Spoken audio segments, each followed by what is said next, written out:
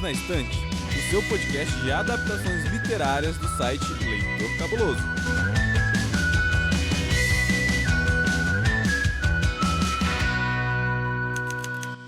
Olá, eu sou Domenica Mendes. Eu sou a Amanda. E nós estamos de volta, Mandinha. Eu tava com saudade de você. Eu também tava, Dô. Percebi, eu vi o recadinho no último episódio, onde vocês falaram sobre Sweet Tooth. Obrigada.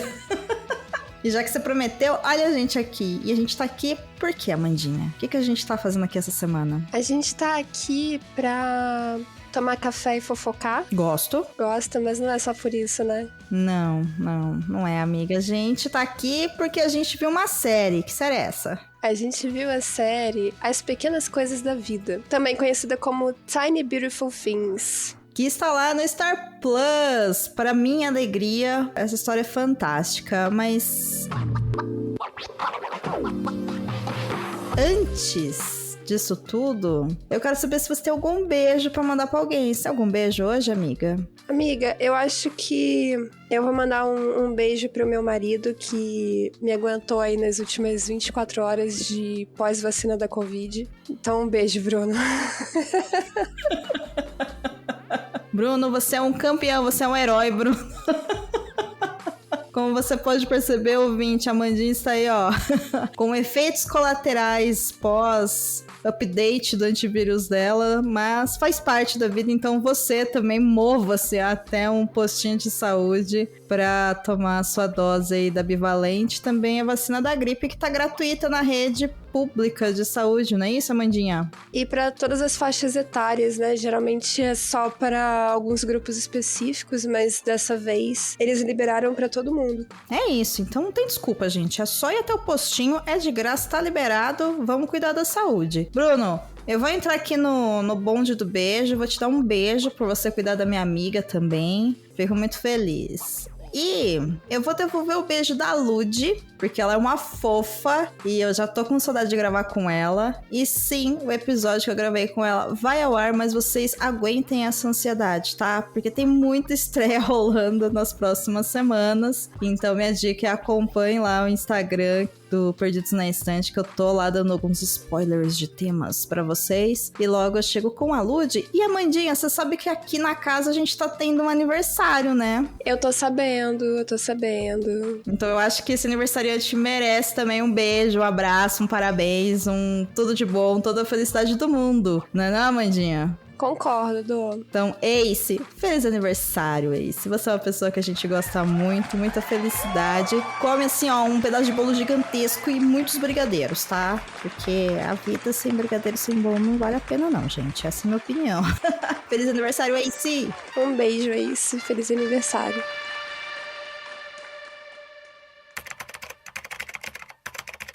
As Pequenas Coisas da Vida foi lançado em 7 de abril de 2023 em 8 episódios pelo Hulu e depois em maio pelo Star Plus no Brasil. É baseada no livro Pequenas Delicadezas, de Cherry Strayed, com produção da ABC Signature, Best Day Ever Productions, Simpson Street e Hello Sunshine. A série é dramática e fala sobre luto, família, sexo e relações interpessoais. Se você estiver ouvindo esse episódio com crianças, aconselhamos que use fones de ouvido.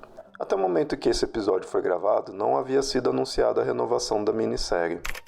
Bora lá então, Amandinha. Eu vou te fazer um desafio, amiga. Já que foi eu que te chamei pra esse episódio, a sinopse criativa não vai ser uma sinopse, porque eu quero fofoca. Eu tô aqui com meu café, como você disse, e eu quero saber dos seus segredos mais profundos e obscuros. Vixe. Se você fosse mandar uma carta pra Sugar, qual seria o tema que você falaria? Ai, nossa, tem tanta coisa, né, que tanto que foi abordado na série quanto que não foi. É difícil. Eu confesso que eu sou uma pessoa... Eu tenho um pouco de dificuldade de pedir conselhos, assim, de me abrir com esse tipo de coisa. Mas acho que seria sobre inseguranças de modo geral. Tantas situações na vida que eu fico insegura, do tipo, será que eu dou conta? Será que eu consigo? Será que é a coisa certa? Será que é a melhor coisa a fazer?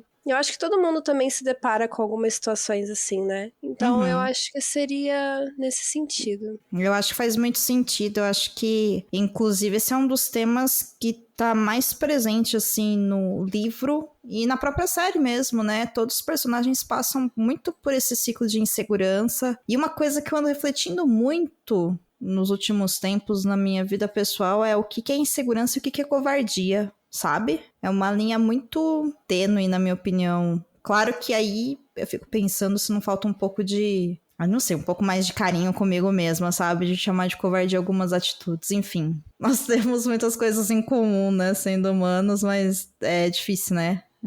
Acho que cai muito nesse quesito mulher também. Mas eu vou te falar que admitir insegurança, na verdade, é um ato de coragem. Com certeza, com certeza. Eu acho que não saber o que fazer com essa insegurança e acabar num ciclo autodestrutivo ou acabar prejudicando as pessoas ao seu redor, talvez entre nessa questão que você falou. Mas entender que nós somos humanos e falhos e pequenas bolinhas de ansiedade e insegurança, precisa de muita coragem pra você encarar isso. Sim, inclusive a Brené Brown fala muito dessa questão da importância da vulnerabilidade, né? Da gente entender a nossa vulnerabilidade, o quanto que é importante a gente mostrar isso para as outras pessoas. Mas quando eu falo de covardia, não tá nem na ação que a gente toma com relação à nossa vida ou com relação à outra. É quando você realmente não sabe mais se o que você sente é insegurança ou se é covardia no sentido de você já sabe o que você quer fazer. E por que você não faz? Ah, entendi. Entende? De ficar negando, né? Isso, não é nem fugindo, é aquela coisa de muitas vezes a gente criar umas ideias e, nessa questão de vulnerabilidade, você não dá o próximo passo, ou você ficar retroalimentando medos em vez, sendo que você tem provas de que as coisas não funcionam assim mais na sua vida, né? Que você já superou algumas dificuldades. Aí eu fico meio às vezes pensando, isso é covardia, isso é medo, isso é insegurança, ansiedade, o que é, sabe? Enfim, acho que pra cada pessoa vai ser de um jeito, mas eu talvez colocaria essa questão aí também pra Sugar responder. E eu acho que ela me responderia muito bem, assim como ela responderia pra você, porque Sugar é extremamente empática e carinhosa e cuidadosa. Mas nós estamos aqui para falar da série. E vamos também comentar um pouquinho do livro. E eu já inicio aqui o episódio, Amandinha, falando que essa série, ela me pegou imediatamente quando eu vi o trailer. Ela me pegou e ela me enganou. E eu lembro, inclusive, que você ficou toda... Ai, assiste esse trailer, assiste, você tem que ver. Foi isso mesmo. E me pegou demais, assim, me pegou demais. Eu tenho algumas polêmicas pessoais aqui pra comentar sobre isso. E uma delas é que, assim, eu fiquei triste quando eu descobri que essa série tava sendo lançada pela Hulu, porque Hulu não tem aqui no Brasil. Uhum. E eu falei, gente, não é possível, eu quero assistir, é injusto que eu quero assistir um negócio, não tem disponível, e não é mais tão fácil você conseguir assistir coisas online mesmo que seja sem legenda. Eu tenho um pouco de dificuldade, eu acho que ter acesso mesmo a streamings acabou com a minha capacidade de pesquisa no Google de coisas erradas. O que não é ruim, eu só queria que tivesse aqui. E aí eu fiquei lá, ai meu Deus, não é certo isso, eu quero muito. Mas aí veio a Star Plus e numa liberada só assim de um período que eu fiquei sem acessar lá. Afinal, #saudades This Is Us, melhor série do mundo, ou nem tanto assim, porém, melhor série dos últimos anos. Apareceu lá, né, tanto a Kindred, que você comentou comigo, e quando eu fui assistir a Kindred, a primeira que apareceu pra mim foi As Pequenas Coisas da Vida. E aí eu olhei pra cara daquela moça lá e eu falei, engraçado, me dá um quentinho no coração. Deixa eu ver o que é. Aí a hora que eu olhei direito, eu falei, gente, a série que tava na Hulu, que eu tava chorando que não tinha, sabe? E aí foi bem interessante. E aí, Amandinha, o que eu queria saber de você é... Você assistiu o trailer quando eu te mandei, amiga? Assisti quando você me mandou, sim. E o que você achou do trailer? Cara, eu acho que muito influenciada pela sua opinião. Porque você falou assim pra mim, eu lembro que você disse o seguinte... Ai, meu Deus. Assiste, que é uma série super leve, meio good vibes, e eu quero gravar com você, porque vai ser uma coisa mais suave, assim, mais de boas. Eu acreditei. E eu lembro que eu assisti ao trailer, eu vou confessar que eu nem lembro direito do trailer, porque já faz alguns meses, né, que você me mandou. Mas faz pelo menos uns 2 meses. Ah, com certeza. Eu lembro que eu encarei dessa forma também, quando você disse. Porque o trailer, ele tem muito de comédia, eu acho. E aí, logo no primeiro episódio, você já olha e fala... Tá leve, mas ela começa a afundar, né? Ela começa... Afundar não seria bem um termo, porque dá a impressão que ela tá caindo, mas começa a ficar mais profunda, eu acho. Ela vai trabalhando temas cada vez com mais drama, com mais profundidade mesmo, com mais seriedade, né? Eu não tinha ideia, por exemplo, que na série ia falar tanto de luto, de reconexão, de autoaceitação, de problema com drogas, até tá muito sutil, mas tá ali. E aí, Amandinha, chegou um determinado momento da série que eu olhei e eu tava chorando, e eu falei, gente, eu estou me sentindo num grau muito mais soft, como eu me senti quando eu assistia This Is Us, sabe? De me emocionar com pequenas conexões que a série colocava, daquela coisa de ficar temperando, e de repente conecta tudo numa coisa simples, sabe? Um balão roxo dentro de um ônibus. E aí você se emociona. E o olho enche d'água? Eu não sei se você sentiu isso também ou se era só TPM minha. Pode ser também. Olha, eu costumo ser emocionadona, assim, né? Mas eu vou dizer que eu não chorei em nenhum momento da série, não. Mas devo dizer que bateu uma vibe errada pra caramba quando eu assisti, acho que 2 episódios no Dia das Mães. E aí eu fiquei bem mais pra lá do que pra cá. Sim, aí eu fiquei pensando assim, caraca, Domênica, por quê?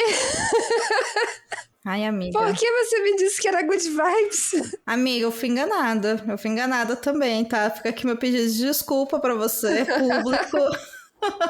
Pelo trailer, eu achei que ela ia ser uma série good vibes mesmo. Eu acho que ela é leve, assim, eu acho ela até artisticamente muito bonita. Eu gosto da forma como a montagem da série coloca as linhas temporais, né, da Claire se entendendo, encaixa com a Claire do passado, encaixa com a Claire criança, ou quanto que ela chega a ser quase lúdica em alguns momentos de colocar situações e personagens na frente dela, lá vendo as coisas acontecendo, que pra mim é uma forma... Você pode interpretar uma coisa meio Chicago, do tipo, ela vê a vida desse jeito, é como ela entende a vida. Ou pode ser simplesmente uma forma lúdica de mostrar pra gente o que tá acontecendo dentro da cabeça dela, do coração dela, né? Sim, é legal também que, como você falou, né? É uma série muito sobre se reconectar e tratar esses fantasmas do passado, né? Então faz muito sentido essas transições de idade que ela tem, né? Que ali, no meio de uma discussão, ela vira a Claire mais nova, ou então ela tá ali com a mãe naquele processo de despedida, mas ela já é a Claire mais adulta, mais madura, né? Digamos assim. Então, realmente, artisticamente falando, isso é muito bonito na série. O recurso que eles usaram é muito bom. E eu gosto muito como isso está presente tanto nessa autoaceitação dela, como também nesse autorreconhecimento dela, que é quando ela começa a se conectar através da escrita da coluna como Sugar, que ela vai lendo e ela começa a ver as pessoas, né? E como que aquilo fica martelando na cabeça dela. Pra quem não sabe... A série As Pequenas Coisas da Vida, que tá no Star Plus, ela é baseada no livro Pequenas Delicadezas, Conselhos sobre o Amor e a Vida, que é um título simplesmente horroroso, entendeu? Super autoajuda.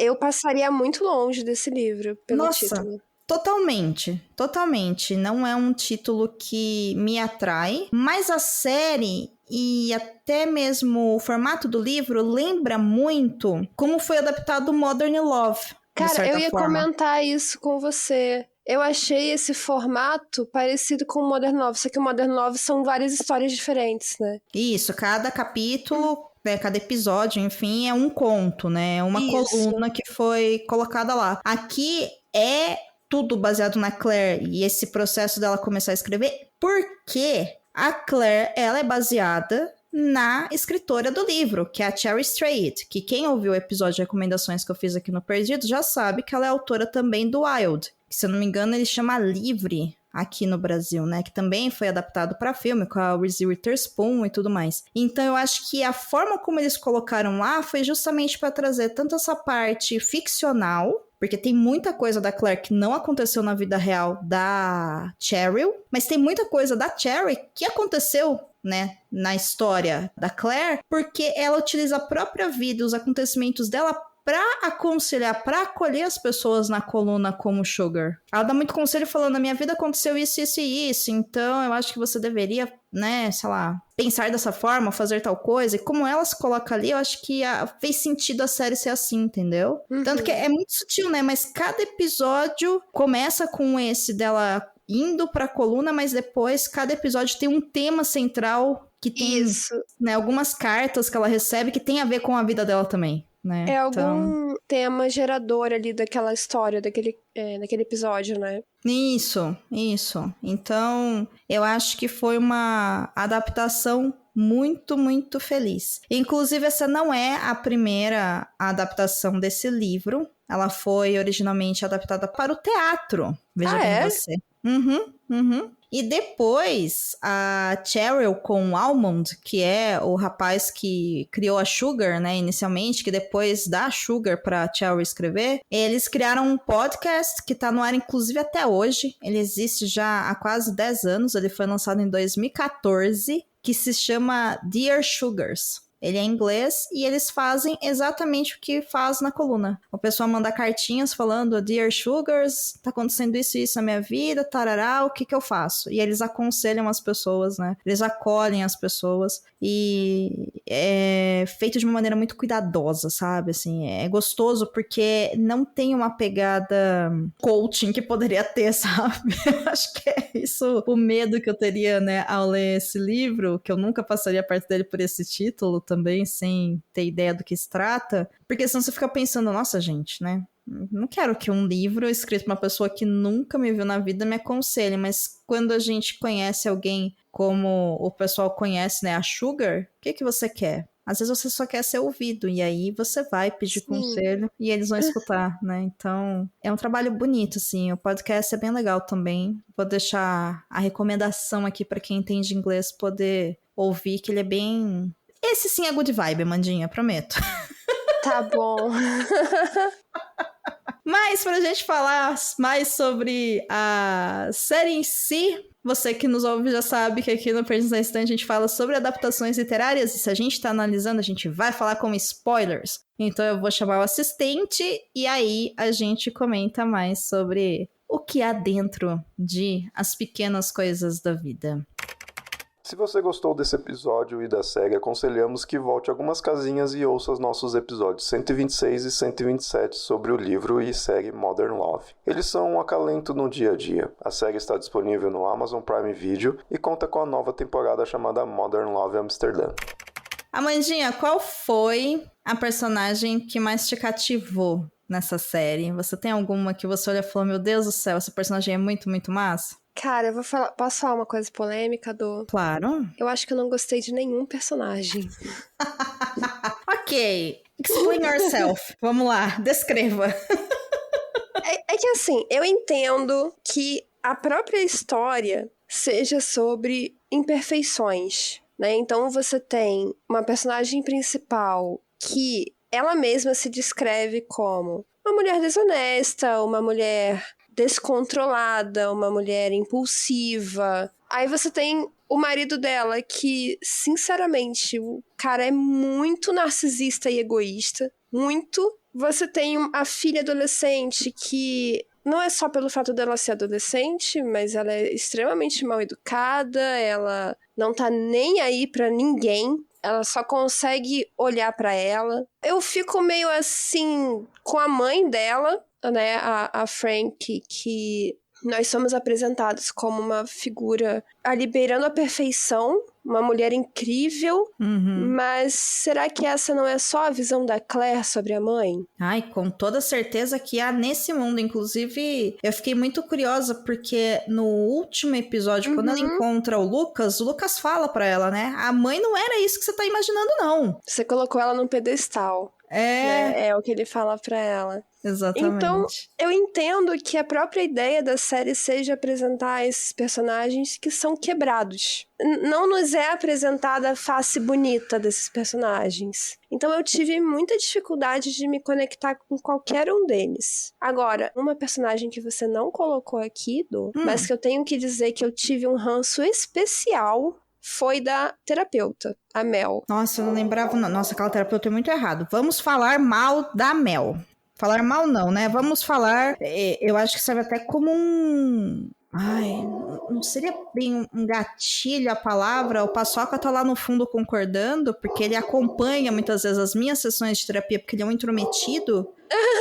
Do quanto que pode se passar uma imagem errada, né, do que é um processo terapêutico. Sim. Através da forma como ela se comporta. Eu tenho uma ideia do porquê que isso acontece, mas eu vou deixar você desenvolver as suas percepções sobre a Mel. E a partir disso eu opino porque que eu acho que esses personagens todos são assim. Cara, primeiro que vamos falar, né, terapia de casal. Uma das primeiras regras de ética em terapia de casal é que você não atende um sozinho do casal, né? Sim. E a menos que uma dessas pessoas da relação esteja em algum perigo eminente ali de risco de vida ou alguma questão de agressão física ou coisas do tipo, você não quebra essa regra. Aí você tem uma terapeuta que claramente está dando em cima do Danny, que é o marido da Claire, que fica jogando indireta pra ela de que ela é menos mulher, porque ela já vai fazer 50 anos, de que,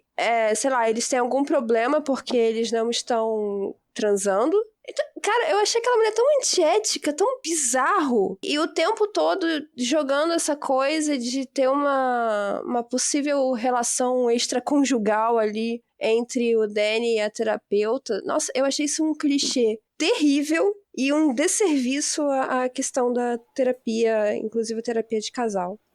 Eu tive essa mesma percepção de você. Eu não gostei da Mel. Inclusive, eu fiquei muito na dúvida, sabe, se ele poderia estar tendo um caso com ela. E aí, quando eu fiquei pensando nisso, eu falei, cara, mas não faz sentido, né? Porque não tem espaço em 8 episódios pra se falar sobre isso, e a série não é sobre isso. E aí, eu comecei, a partir dessa percepção, a analisar como que esses outros personagens aparecem nessa história. E aí eu acho que a gente cai naquilo que a gente sempre fala quando a gente tá lendo um livro em primeira pessoa.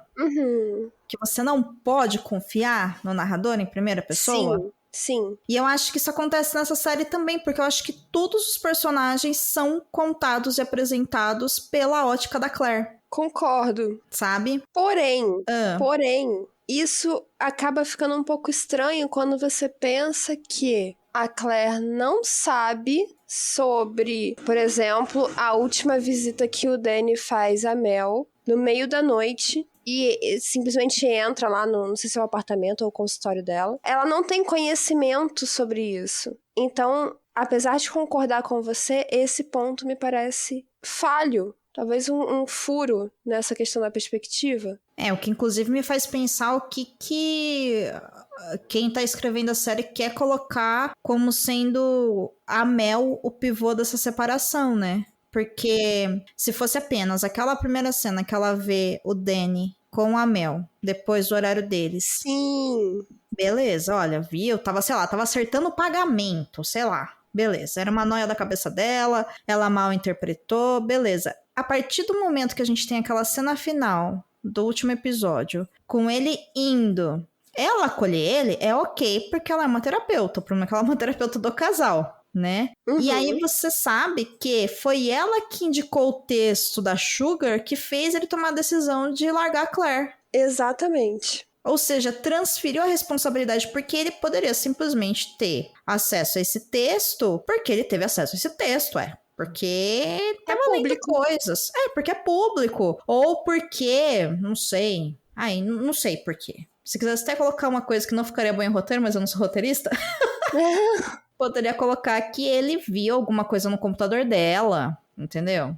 E aí ele foi procurar e viu, sei lá, né? Mas Eu achei a Mel uma personagem mal colocada e eu não sei pra onde eles podem levar ela, assim. Eu diria até que é um desserviço a terapia, a atuação da Mel nessa série, sabe? A figura dessa terapeuta. Porque coloca a terapeuta como, na verdade, uma vilã, né? Ela é antiética. É claro que se você faz terapia, e quem faz sabe, muitas vezes nesse processo de autoconhecimento, de autoaceitação, de você se deparar consigo mesmo e cair aquela sua fichinha de que, olha, o mundo é o mundo, você é você, né? Vocês agem aí juntos, mas se você se magoa com algo, você também tem uma responsabilidade, porque quem tá se magoando é você, né? Salvo exceções de abuso e violência, esse tipo de coisa. Meu, é um processo doloroso, é um processo que de vez em quando a gente fica pistola. Causa frustração, causa dor, mas é bem diferente do que tá na série, né? É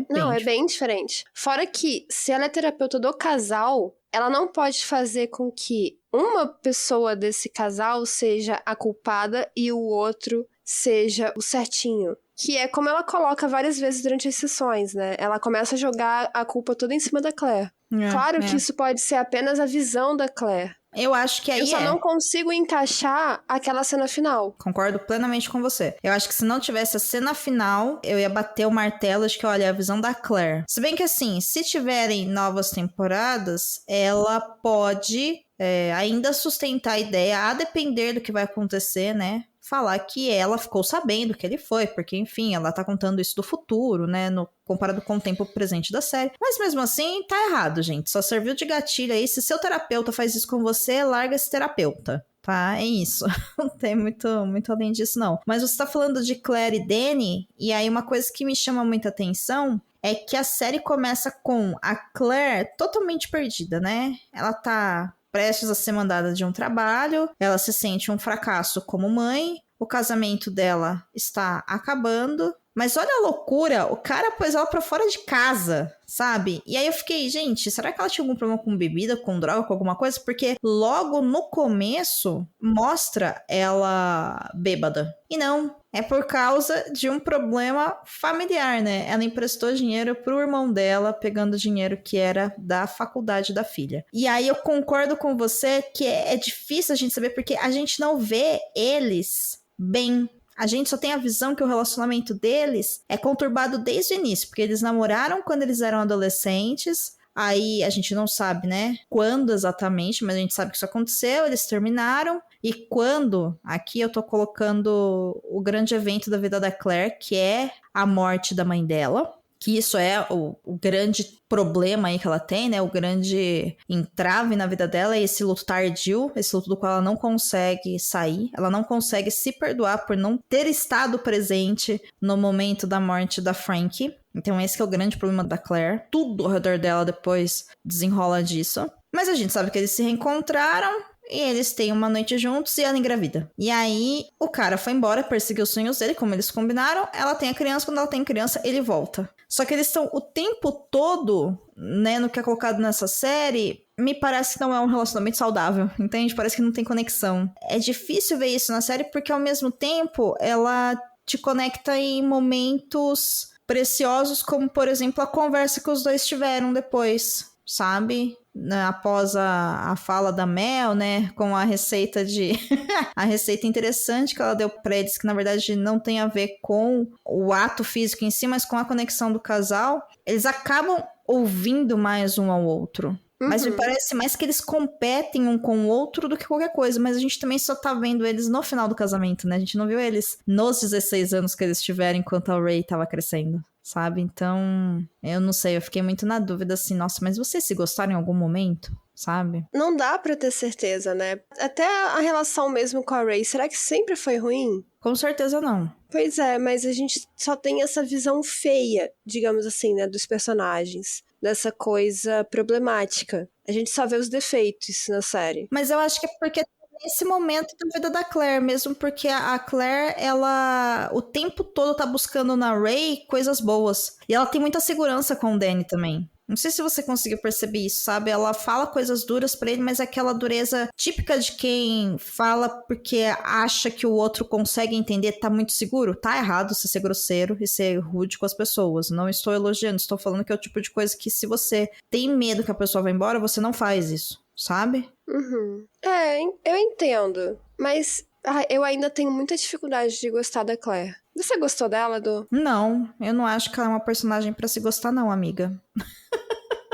Tem algum personagem que te cativou? É uma excelente pergunta. Eu acho que nenhum deles realmente me cativaram no sentido de... Nossa, eu queria ser amigas de vocês, sabe? Adoraria sentar para tomar um café e assistir uma série com vocês. Isso não. Mas eles me ganharam dentro do universo da série pela transparência de quem eles são e pela dualidade do que eles representam o tempo todo, sabe? Mas ao mesmo tempo me incomoda também isso que você fala, me remete muito a... Não sei se seria bem um estereótipo de quem eles são, porque a Claire é a mulher destruída, não sei o que lá. O Danny é um grande narcisista babaca. A Ray é revoltada. O Lucas é o problemático. E a Frank é a perfeita, sabe? O Jazz era um cara super legal, mas que com a Claire não tava bom. Porque ela tava nesse constante sofrimento. E a gente acabou nem descobrindo exatamente o que aconteceu, né? Não, a gente sabe o que aconteceu, mas a gente não sabe como aconteceu. Isso foi uma coisa que me chamou muita atenção. A gente sabe que o primeiro casamento acabou, mas a gente não sabe como. Eu acho que é por causa das traições.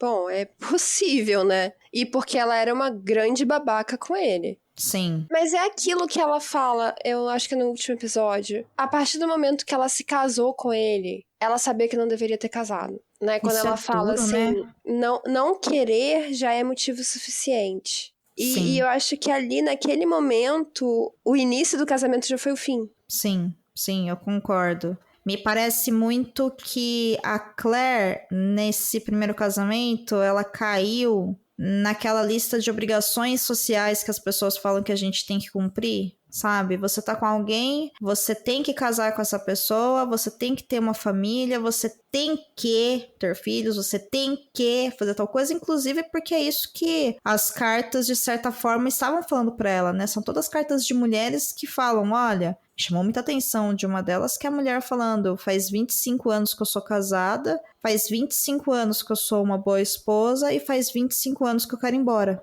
Mas eu acho que tem algo mais ali em relação a Claire. Porque mesmo antes da Frank, do falecimento, do trauma, a Claire já era uma pessoa meio instável, né? Ela já tinha algumas questões ali problemáticas com o passado dela por causa do pai, por essa questão deles serem muito pobres. A mãe fala, ele é um bom rapaz, eu gosto dele, mas vocês são muito novos. E ela fala assim, mas o mundo é muito maior que isso aqui, e eu quero ter acesso a isso. Então ela vê no casamento com um cara que é de uma família bem-sucedida, a chance de ela também ter acesso ao mundo. Que se ela ficasse naquele interiorzão ali, fim de mundo, com o banheiro do lado de fora da casa, ela seria pra sempre uma caipirona. Então eu acho que ela já era uma pessoa ali complicada antes mesmo da Frank. Depois só piorou tudo. Eu entendo que você tá falando da Mandinha, eu só não sei se ela era complicada, sabe? Eu acho que ela era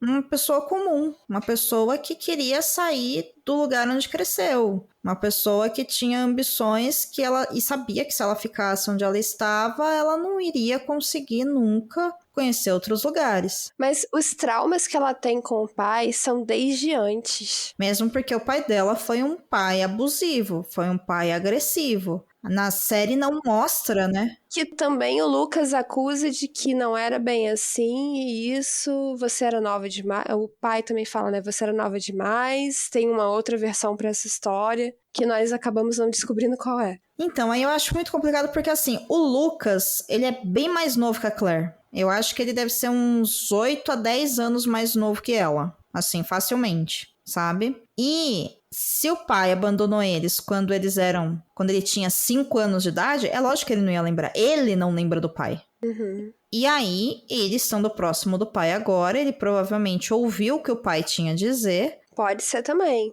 Perdoou o pai e falou, Claire, calma aí, tudo tem o seu outro lado. Acho que pelo simples fato, né, talvez ele tenha entendido que o pai dele era um doente, que ele era um alcoólatra, talvez já seja sobre isso que ele tá falando, mas o fato é que, assim, tem aquela cena no último episódio, que ele pede pra ela pegar a bebida e ela derruba a bebida no chão, ela tem medo dele. Sim, ela tem medo dele. Então, ela já tem traumas.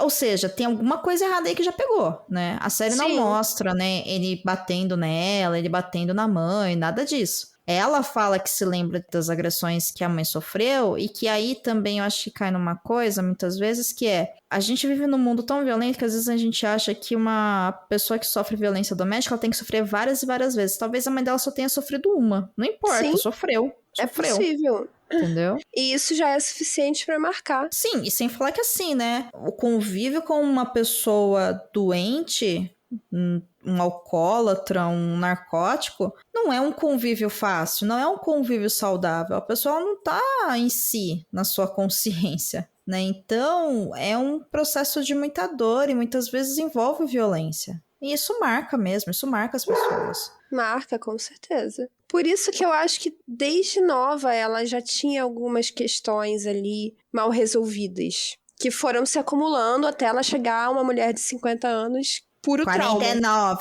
49. 49. Desculpa. Cuidado, hein? A Claire briga, hein? Cheia de traumas. Não, com certeza. A personagem é cheia de traumas e tem uma coisa que ela fala, né? Quando a mãe dela morre, ela fala isso pro Lucas quando ela sai pra beber com ele, que ela diz, eu não sei como me comportar sendo uma boa pessoa, porque eu só era uma boa pessoa porque a mãe tava aqui. E aí eu olho aquilo e eu entendo o que ela tá querendo dizer no sentido de, olha, eu nunca vou ser tão boa quanto a minha mãe achava que eu ia. Não, não vai, filha, ela era tua mãe, né? E assim, né, nossas relações com os nossos familiares, ou eles colocam a gente sendo a melhor pessoa do mundo ou a pior pessoa do mundo. Na verdade, você nunca vai ser nenhum dos dois. Você é você. Mas eu acho também que isso quer mostrar que... Eu fico na dúvida se é pra mostrar que ela sentia que ela sufocava tudo aquilo, ou se ela tem consciência do quão autodestrutiva ela é. Só que ela tá num processo de luto também. E pessoas em processo de luto é delicado, sabe? A gente passa dos limites mesmo em muita coisa, né? Cada um reage de um jeito e de formas inesperadas. E eu não acho que como a gente age diante de um luto deva ser considerado como a gente sabe? Ah, não, com certeza não. Né? Em situações de pressão normal, sabe? De altitude de pressão normal, como o pessoal diz. Eu acho que a série mostra também muito isso. É um processo muito único, muito particular e detalhe que a mesma pessoa pode experimentar diferentes processos de luto e cada um de uma forma. É tão doido. É muito doido. E muito porque também nós mudamos, né? Sim. Eu acho que essa é a maior prova, assim, a gente sempre vai sentir e vai vivenciar o luto enquanto nós perdermos pessoas que são importantes pra gente de alguma forma. Ponto. Mas a pessoa fica mudando. Então, não tem nada a ver com amor, não tem nada a ver com carinho, não tem nada a ver com nada. Tem a ver com em como você entende esse processo e aquela perda nesse momento da sua vida, sabe? Sim. Olhando depois, quando você sai disso, olhando em perspectiva, é uma trajetória mesmo que você pode até conseguir ver de si mesmo, sabe? Inclusive, ali não é só o trauma do luto, que já é uma situação traumática em qualquer circunstância, né? Mas é um luto muito inesperado, muito brutal. Sim. E ela é muito nova, né? Tem essa questão também da idade, porque agora eu não vou me lembrar, mas se eu não estou enganada, a Frank morre mais nova do que a Claire é nos dias atuais. Sim, a Frank morre com 45 anos, se eu não me engano. Ninguém tá preparado para perder um pai ou uma mãe que tem apenas 45 anos de idade. Não Então, tá. assim, é muito brutal o processo que ela vive. Inclusive, você falou dessa questão de idade e deu nó na minha cabeça, porque a Claire tem 49, a Ray tem 16, então ela deve ter engravidado no máximo há 17 anos atrás, né? A depender aí dos anos que ela tinha, né? E o dia que a Ray nasceu. E aí eu fiquei pensando, quanto tempo passou entre a morte da mãe dela e ela reencontrar o Danny e engravidar? Eu acho que pouco tempo. Então, mas ela era casada com o Jess. Deve ter sido logo após. E aí eu não sei, mas eu tenho a impressão, e aí eu tô um pouco confusa porque eu não me lembro, mas quando no último episódio ela vai junto com a Ray, que ela quer tirar as cinzas da mãe dela do chão, eu não me lembro se ela fala que já se passou 20 anos ou 30 anos. Ixi, agora eu não vou lembrar esse número. Então, e ao mesmo tempo, as duas estiveram na faculdade juntas. Sim. Então, com certeza, ela tinha mais do que 17 anos. A Claire? Sim, com certeza, porque elas estavam no último ano da faculdade. Tanto que só Então. faltava um único trabalho pra ela entregar e se formar. Aí vamos pensar, se ela casou... Olha a matemática, hein? Vamos lá. Ficou confuso pra mim essa questão do tempo. Mas a linha do tempo da série é um pouco confusa. É confusa. Não a linha do tempo, mas eu acho que essa questão das idades. Porque assim, a gente sabe que ela casou jovem com o Jess, mas quando ela tá na faculdade, ela tá casada com o Jess. Ela já tá casada, sim. Quando ela conhece o Jess, faltam 2 anos pra formatura. Porque ela fala assim, ela e a mãe combinam. Vamos juntar dinheiro e quando nós nos formarmos, nós fazemos uma grande viagem. E aí entra aquela história do Machu Picchu. Aí ela fala assim, tá, então nós temos 2 anos pra economizar. Aí ela bate no carro dele. Tá, então ela devia ter entre 20 e 21 anos, aproximadamente. É. Ela tem a Ray com 33, porque ela tem 49 e a menina tem 16. Olha, quando a minha ficha disso caiu, eu falei, gente, essa menina passou mais de 10 anos em luto pela mãe dela até ela ser mãe. Porque assim, o luto dela não acabou, né? Não, ainda tá, né? Com 49 anos ela ainda tá de luto. Sim, mas percebe o gap gigantesco que tem e fica confuso porque é a mesma atriz, né? Que interpreta ela Sim. jovem. Inclusive, uma curiosidade, Amandinha. Eu tava ouvindo o Dear Sugars e a Cherry comentou que a mãe dela também teve um câncer e faleceu em decorrência do câncer quando ela era muito jovem, assim como a mãe da Claire na série. E uma coisa em comum que também tem, que na verdade não é incomum, né? Foi adaptado, foi tirado ali da personagem original, né? Da Cheryl, é que as duas foram pra universidade juntas também. E a mãe dela também morreu ali prestes a se formar, porque ela foi mãe muito cedo e ela conseguiu acesso à universidade já só quando a Cheryl já estava para se formar. Eu achei isso muito bonito. Ei, você quer encontrar um mundo secreto de adaptações literárias? Sim, mas onde? Perdidos na estante. Amiga, problemas a gente já encontrou um monte. Tem alguma coisa que você gostou? Alguma coisa que te tocou, que você olha e fala, olha, valeu a pena, um arco, um tema que foi trabalhado? Tem, mas antes eu quero falar de um outro problema. Claro, né, hoje. Eu fiquei um pouco incomodada. E aí, olha só, não sou uma pessoa pudica, mas eu fiquei um pouco incomodada como tem sexo o tempo todo nessa série. Menina, você pisca, tem gente transando, é uma coisa impressionante. É apenas 30 minutos de episódio. E tem gente transando o tempo todo. Eu achei isso um pouco exagerado. Tá, Você tá. não parou pra pensar nisso, não? Não, porque eu não achei que era fora de espaço, sabe? Eu não achei que eram cenas de sexo só por sexo. Cara, tudo gira em torno de sexo. Tudo. É impressionante. Poxa, fala de outra coisa.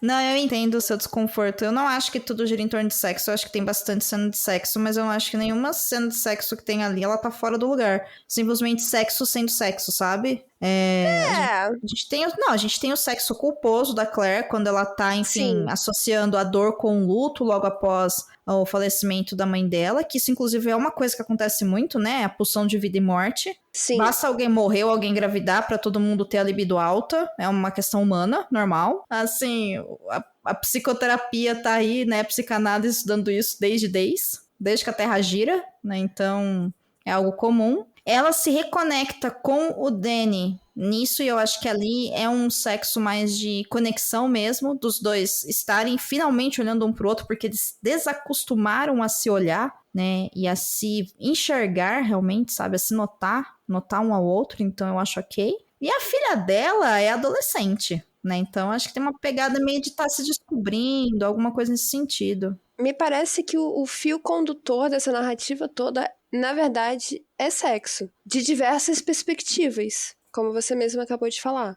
Tanto sexo por amor, quanto sexo por autodestruição, que é o que ela faz ali, por exemplo, com aquele personagem Eric, né, que você comentou antes comigo, e com... Ai, tem uma outra pessoa com quem ela atrai o Jazz, não tem? Ou é só o Eric? Ela atrai o Jazz com o Eric, que a gente vê, que ela faz no carro. Pra quem não se lembra, o Eric é aquele gurizinho que fazia bullying com ela, que depois fica atrás dela na faculdade. E ela fala pro Lucas que não foi só com ele, que ela tinha também se relacionado com uma outra pessoa, mas não mostra. Ela só comenta. Mas é um sexo autodestrutivo que ela faz, porque ela sabe que não é saudável, ela sabe que não deveria fazer aquilo. Ela talvez nem queira de fato fazer aquilo. É um sexo punitivo porque ela tá em luto. Ela está se punindo, sim. Porque ela tá em luto. Então, eu acho que o que me incomoda... E assim, eu entendo a questão da narrativa, mas tudo é sobre sexo. Então, desde da questão ali... Até mesmo você vê, por exemplo, no episódio que o Danny tá vendo pornô e ela... Enfim... então... Ali também é sobre sexo e é sobre um sexo constrangedor. Não, agora que você me lembra... Você me lembra dessa cena, tem isso. Inclusive ali fica um recado, né, gente? Cuidado com o Bluetooth de vocês, mas além disso, eu acho que... Agora que você comentou esse negócio de ter sexo o tempo todo, eu acho que fica meio... Eu não acho que tem o tempo todo, tá? Eu acho que não tá desproposital, mas eu acho que existe uma certa hipocrisia a respeito de sexo, principalmente entre o Danny e ela. Sabe? Com essa coisa, por exemplo, de mostrar os dois ali se tocando, mas eles ficam bravos um com o outro porque eles fizeram isso. E eu olho e falo, quantos anos vocês têm? Sabe? Gente, sabe? Vocês têm 12 anos de idade, vai começar a achar... O problema do Danny foi ter exposto isso pra casa inteira, inclusive pra filha de 16 anos. Não, tudo bem, ele concorda, ele cometeu um erro ali, né, de conexão de conexão, literalmente. Exato, de conexão literal, digital, ok, e eu entendo que é uma situação muito constrangedora, né, mas ela fica brava com ele por causa disso. Não, ela fica brava com ele porque ele estava se tocando, entendeu? E ele, quando vê lá ela com o saco lá, com o toy queimado, que inclusive usadores de toy, não se preocupem, tá? Isso é impossível de acontecer, não acontece. Sabe? Que hipocrisia dos dois. Que hipocrisia absurda. Então, mas aí é o sexo constrangedor. É justamente pra causar essa tensão ali entre eles e ter essa vergonha atrelada ao ato sexual, que também é um tema muito recorrente, né? Concordo com você, eu acho que tá ali pra isso mesmo. E considerando a idade dos personagens e, enfim, o fato de eles serem casados, pelo amor de Deus, cresçam, né? Que isso, sabe? Me respeita, né? Tem a dó. Agora, você me perguntou sobre o que eu gostei. Se teve alguma coisa que eu gostei. Você vai falar que você gostou do cavalo. Poxa, os cavalinhos são lindos. São. Alguns temas ali eu achei muito importantes. Tem um episódio, eu não vou me lembrar agora qual, se é o 4, se é o 5. É um episódio que tá tendo a comemoração de Páscoa na família do Danny. Sim. Teve uma fala ali que me marcou bastante, que é uma fala que a Sugar escreve, né? Que ela fala assim... Ela tem muita dificuldade ali com a família dele, né? Ela se mostra visivelmente desconfortável na casa da família dele. Até que uma senhora, que agora eu não sei, eu acho que é a mãe do Danny. Eu acredito que sim, porque com carinha de má é a tia, né? Com carinha de má. Intrometida. Maravilhosa, personagem maravilhosa. A atriz entregou 50 anos de personagem em uma cara feia, assim, maravilhosa. A mãe do Danny chama a Claire pra conversar ali, ela tá no quarto, né? E ela começa a orar com a Claire. E a Claire tá, tipo, visivelmente desconfortável, porque dá a entender ali que ela não acredita.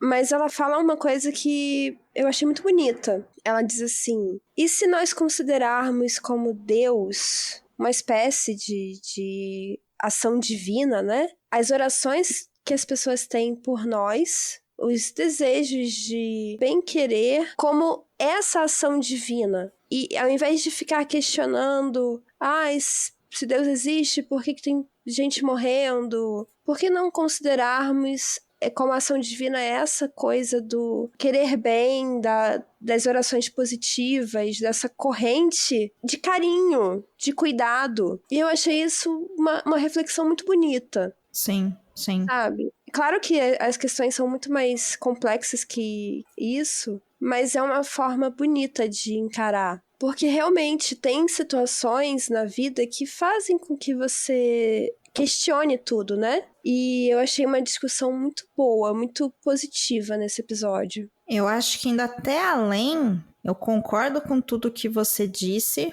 e eu acho que também isso dá um acalento para quem se sente pressionado porque já teve algum tipo de crença e aí de repente tá num processo de perceber que não tem mais, por exemplo, e essa ausência sempre é muito intensa. E aí a pessoa perceber que, na verdade, você pode entender isso como uma manifestação do divino, se você quiser ver dessa forma, ou simplesmente você pode receber o carinho e o cuidado do qual você se refere que vem de outra pessoa. Sim. Independente se você entende isso como algo que tem, sabe, uma pegada divina ou não. Porque no fundo, é isso que a gente tem pra oferecer. Porque a mulher lá, quando tá fazendo, né, a sogra dela tá fazendo a oração com ela sabe que a Claire não acredita. Ela sabe que se ela começar a orar pela Claire, a Claire vai se sentir muito desconfortável. Então ela vai cuidadosamente orando pela Ray. E aí a Claire fala, ok, pensar na Ray eu consigo. E aí, quando ela percebe que ela tá um pouco mais segura, aí ela inclui a Claire. Não é imposição, é uma inclusão. E ela percebe que o importante ali é a intenção, né? Sim, sim. Mas é porque também é feito com cuidado. Claro que assim,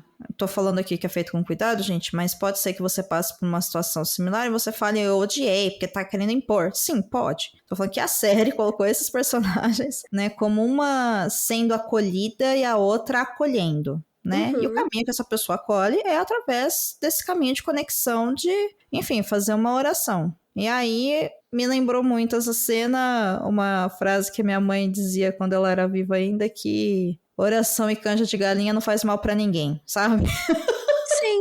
Então é meio que isso, assim, né? Não custa. Se a pessoa acredita e você não, tudo bem, pode orar. Ué, não tá me incomodando. Você não tá me convertendo. Você não vai conseguir fazer isso. Agora, se a sua intenção para comigo é boa, por que eu não vou aceitar? Sabe? Eu não preciso, nossa, como você é maravilhoso. No fim das contas, é o carinho envolvido nesse processo. Concordo plenamente.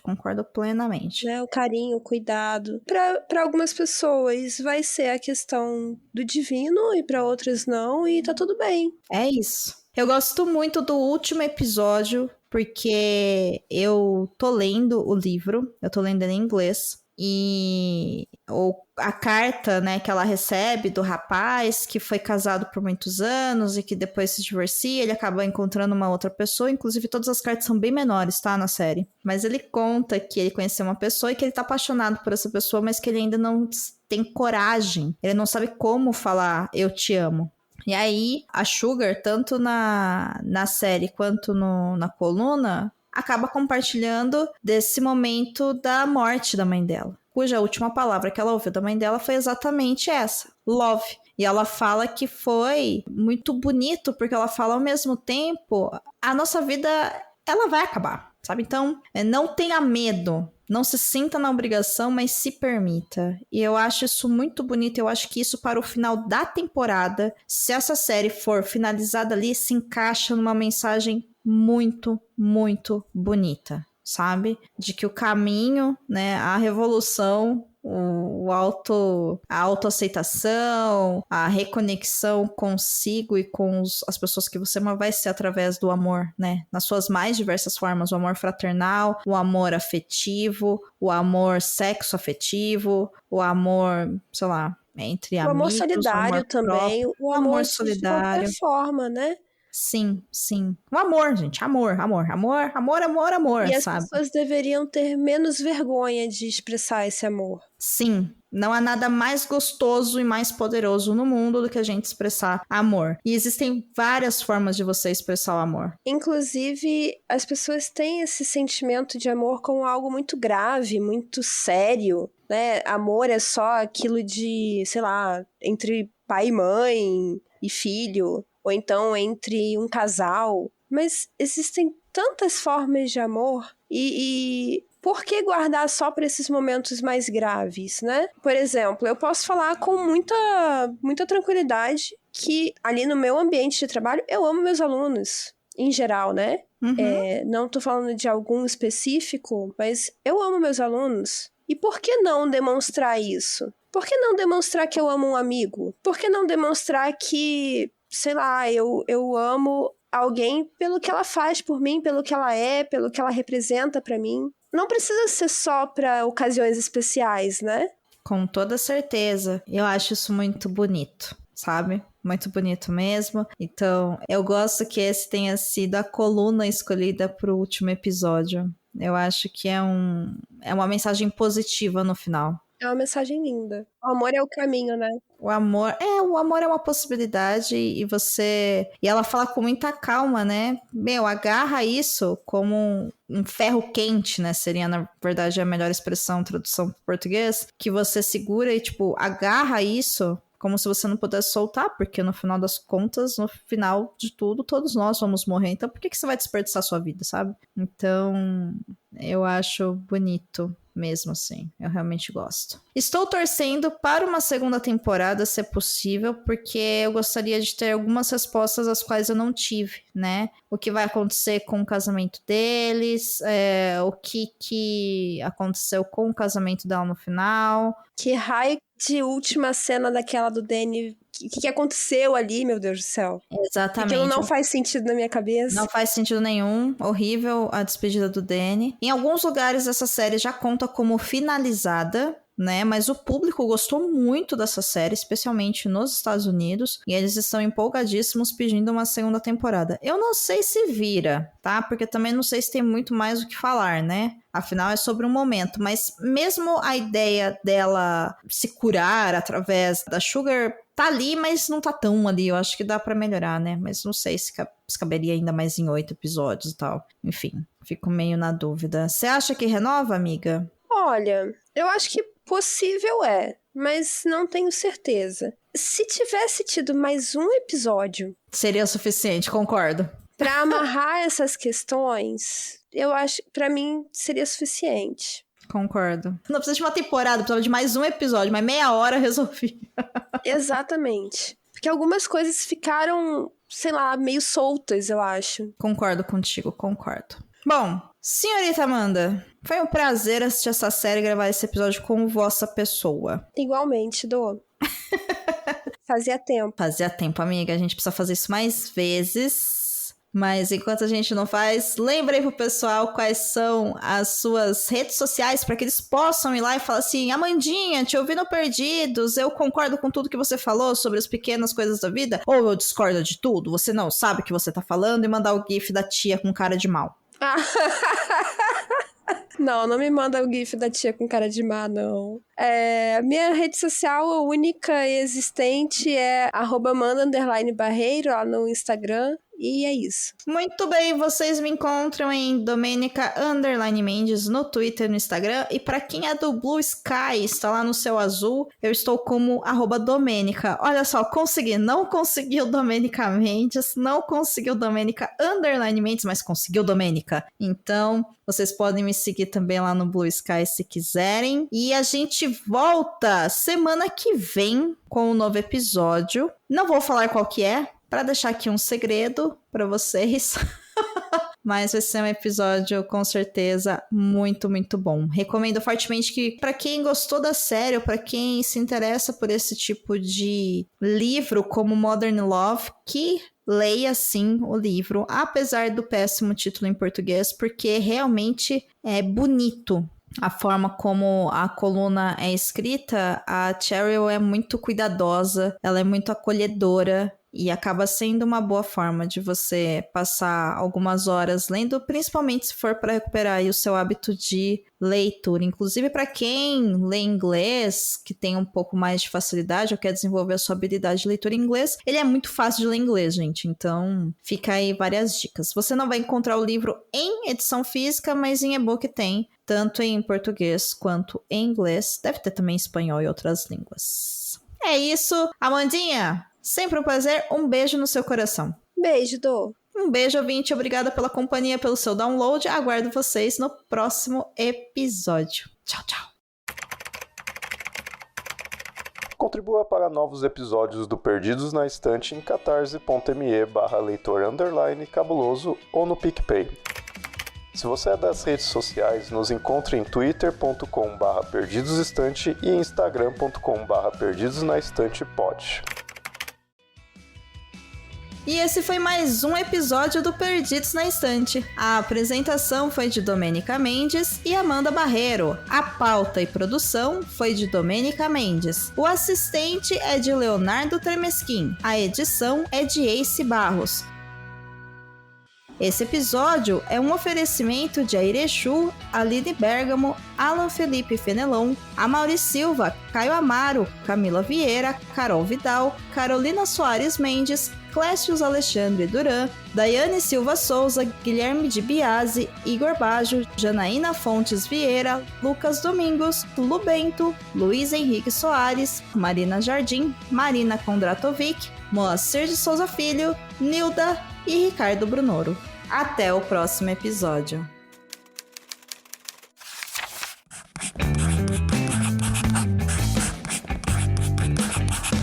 Esse podcast faz parte do site Leitor Cabuloso.